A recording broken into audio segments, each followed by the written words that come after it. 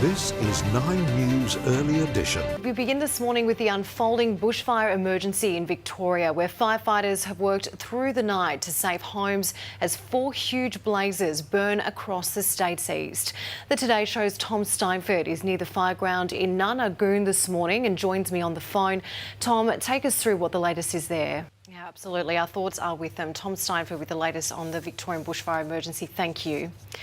A 34-year-old man will face court in Sydney this morning, charged over a horror smash in Baulkham Hills, which killed a 12-year-old boy and left his mother and sister seriously injured. John Pagakis allegedly fled the scene on foot after his car became airborne and slammed into 6 other vehicles early Saturday night. He's been charged with 10 offences, including dangerous driving, occasioning death. A new trade deal will be signed with Indonesia later today, opening up lucrative markets to Australian farmers.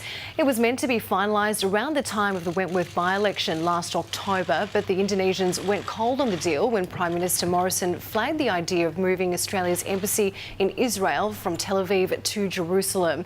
Indonesia has the world's largest Muslim population. A new Australian study is looking to change the way that people suffering with debilitating osteoarthritis are treated.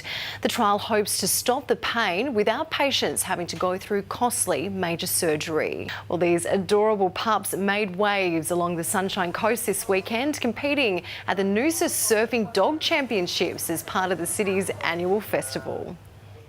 We take this really seriously. Me and Hugs have basically done it for about 6 years, so we're one of the pioneer dogs in the dog surfing. The dogs love it, and it's a good fun event with the crowd.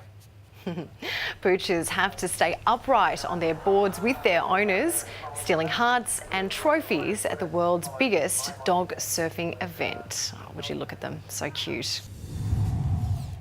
Let's start off with basketball, where Melbourne United are through to the NBL Grand Finals after demolishing the Sydney Kings in their second semi-final overnight. Casper Ware and Chris Goulding played like men possessed, combining for 53 points to help Melbourne to a comfortable 14-point win and completing a series sweep. They'll now take on the Perth Wildcats in the Grand Final series after they beat Brisbane.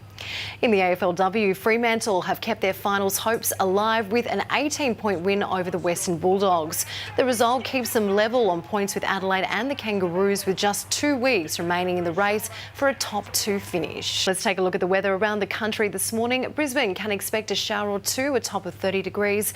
It will be fine in Sydney for a top of 30, warm with a possible storm on the way for Canberra. A partly cloudy day in Melbourne and Hobart, 31 and overcast in Adelaide, very hot and sunny in Perth, 39 degrees, and Darwin will reach a top of 34.